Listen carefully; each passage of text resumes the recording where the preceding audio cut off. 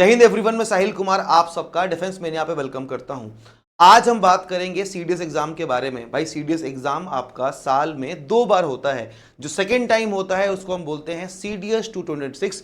आज की इस वीडियो में मैं आपको सब कुछ बताऊंगा। नोटिफिकेशन कब आएगा, एग्जाम डेट क्या होगा, वैकेंसीज कितनी होंगी, कौन से एज लिमिट वाले लोग, किस एज वाले लोग इसमें अप्लाई कर सकते हैं, सिलेबस क्या होगा और आप अपनी प्रिपरेशन कैसे कर सकते हैं। स्टार्ट करते हैं। आपको कुछ डेट्स जहां पे आपने अपना गोल बनाना है अपने स्टडी टेबल के पास चिपका लो। आपका एग्जाम 13 सितंबर को होने वाला है।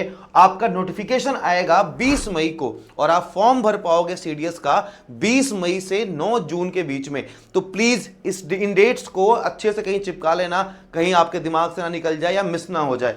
बात करेंगे वैकेंसीज की। आईएमए में अप्रोक्स आपकी 100 वैकेंसीज आती हैं। बात करें आईएनए की तो 26 वैकेंसी होगी। बात करें एएफए की तो 32 वैकेंसी होगी। अगर ओटीए की बात करें तो मेन की 275 वैकेंसी होती है और गर्ल्स की 18 वैकेंसी होगी। 18 19 इसी में से होता है, यही 2 या 3 वैकेंसी ऊपर नीचे होती है। हर साल सेम ही आती है दोनों बार।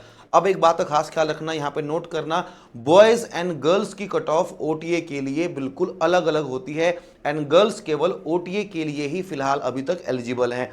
समझिएगा। अब बात करेंगे हम कि आखिर कौन से डेट ऑफ बर्थ वाले लोग इस एग्जाम का फॉर्म भर सकते हैं, किनके क्या अटेम्प्ट्स होंगे। ओटीए की बात करें, चाहे मेन हो और वुमेन, आपको पता ही है लड़कियां केवल ओटीए के लिए एलिजिबल हैं। तो ओटीए अगर आपका डेट ऑफ बर्थ 2 जुलाई 2002 से लेके 1 जुलाई 2008 के बीच में आता है तो आप खुश हो जाओ, आप इस फॉर्म को भर सकते हो। आईएमए एंड आईएनए, आईएमए और आईएनए की बात करें तो अगर आपका डेट ऑफ बर्थ 2 जुलाई 2003 से लेके 1 जुलाई 2008 के बीच में आता है तो मुबारक हो, आप भी ये फॉर्म भर सकते हैं। और एफए की बात करें तो डेट ऑफ बर्थ ये सेम ही रहने वाली है, लेकिन 2008 की जगह आप 2007 कंसीडर कर लेना। राइट। अब बात करते हैं कि आप अपनी प्रिपरेशन कैसे स्टार्ट कर सकते हैं। जब प्रिपरेशन की बात आएगी तो आपके माइंड में एक ख्याल आता है कि यार मैं ऑनलाइन तैयारी करूं इस एग्जाम की कि ऑफलाइन तैयारी करूं। मैं आपके इस डाउट को क्लियर कर देता हूं। आप सपोज करिए 2 टाइप, मतलब एस्पिरेंट्स के 2 टाइप होते हैं। पहला वो बच्चा होता है जो घर बैठ के खुद से पढ़ लेता है, जिसको बाकी चीजों से मतलब नहीं होती, उसको बस लाइव क्लासेस दे दो, वीडियोस दे दो, पीडीएफ दे दो, वो खुद से मेहनत कर लेगा, सिंसियर जो बोलते हैं। एंड सेकेंड एक ऐसा बच्चा होता है, आप खुद को जानते हो कि भाई जो जिसका फोकस नहीं हो पाता, वो ऐसे माहौल से आता है, किसी का डिफेंस वाला कोई बैकग्राउंड नहीं है, कोई गांव से आ रहा है जहां पे उसको वो माहौल नहीं मिलता और वो फोकस नहीं कर पाता, घर के कामों में रह जाता है।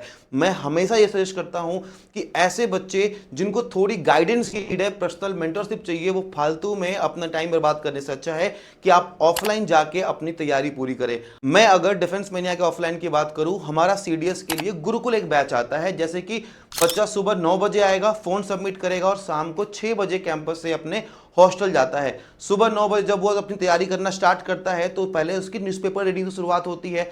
दिन में क्लासेस के अलावा वो सेल्फ स्टडी भी मेंटर्स की नज़र में ही करता है, यानी सुबह शाम तक आप यहीं बैठे रहोगे।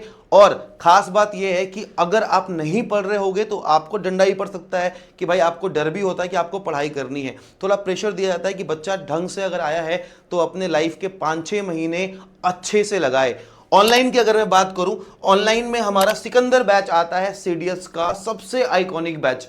डिफेंस मैनिया ऐप पे भी आपको यहां पे दिख रहा होगा, हमने सिकंदर 2.0, सिकंदर 3.0 तीनों बैच बनाए हुए हैं। यानी कि सिकंदर बैच अगले सीडीएस के लिए, सिकंदर 2.0 अगर आपके पास 2 अटेम्प्ट है तो, सिकंदर 3.0 अगर आपके पास 3 अटेम्प्ट हो तो। आप चाहे कहीं से भी तैयारी करो, लेकिन आप प्लीज तैयारी करो अच्छे से, क्योंकि इतना बड़ा सिलेबस है और इतने बड़े सिलेबस में एक बच्चा खोसा जाता है। इन चीजों को समराइज करने के लिए, ये बताने के लिए कि आपको एग्जाम में इतना ही पढ़ना है, यहीं पे आपको एक्सपर्ट गाइडेंस की नीड लगती है। तो प्लीज अपनी तैयारी बहुत ढंग से करके जाना। अगर आपका पहला अटेम्प्ट है या लास्ट अटेम्प्ट है या जितने भी हैं, बस टारगेट ये रखना कि अगला अटेम्प्ट आप फोड़ दोगे। इसके बाद में अगर बात करूं सिलेबस की, तो सिलेबस में आपके 3 पेपर हैं, इंग्लिश, जीके, मैथ्स, और अगला स्टेज आपका होता है अगर एग्जाम क्लियर हो गया तो एसएसबी। जो बच्चे ओटीए के लिए आते हैं, यानी कि गर्ल्स के लिए, और जो लोग केवल ओटीए का अप्लाई कर रहे हैं, उनको इंग्लिश और जीके का पेपर देना होता है। अगर आप एएफए, आईएनए, आईएमए के लिए जा रहे हो तो फिर आपको मैथ्स का पेपर भी देना होता है। यानी कि आप समझ लेना, इंग्लिश में आपके 120 क्वेश्चन पूछे जाते हैं जो कि 100 नंबर के होते हैं। जीके में भी आपके 120 क्वेश्चन पूछे जाते हैं जो कि 100 नंबर के होते हैं। अगर आपको ओटीए क्लियर करना है तो लड़कों का टारगेट जो है वो 200 में से 100 प्लस मार्क्स होने चाहिए और गर्ल्स का टारगेट 120 प्लस में होना चाहिए ताकि मेरिट में भी उनको कोई दिक्कत ना आए। अगर मैं बात करूं आईएमए को लेके, तो आपको पता है कि आईएमए, अगर आप आईएमए एएफए टारगेट कर रहे हो तो आपको हमेशा 130 के अराउंड, मतलब ऊपर में अपना स्कोर रखना पड़ेगा। एसएसबी इसका अगला पार्ट है। जिन बच्चों का एग्जाम क्लियर हो जाता है उनको एसएसबी के लिए बुलाया जाता है। एक खास चीज जो हम अपने कोर्सेज प्रोवाइड करते हैं, मैं ये बिलीव करता हूं कि एक बच्चे को रिटर्न के साथ साथ अपनी पर्सनालिटी पे भी ध्यान देना चाहिए। तो ये जो भी ऑनलाइन या ऑफलाइन डिफेंस में कोर्सेज होते हैं, हम वहां पे एसएसबी की क्लासेस भी लगा रहे होते हैं। तो बस इस तरीके से, ताकि एक बच्चे का जब एग्जाम क्लियर हो तो वो अपने एसएसबी के लिए भी उतना ही तैयार हो। इस वीडियो में मैंने सारी चीजें कवर कर दी हैं। इसके बाद भी अगर आपका कोई डाउट है तो आप 8581 इस दिए गए नंबर पे व्हाट्सएप करके अपने डाउट को पूछ सकते हो। बाकी all the best for CDS and जल्दी मिलेंगे आपसे नए वीडियो में। Thank you so much. जय हिंद।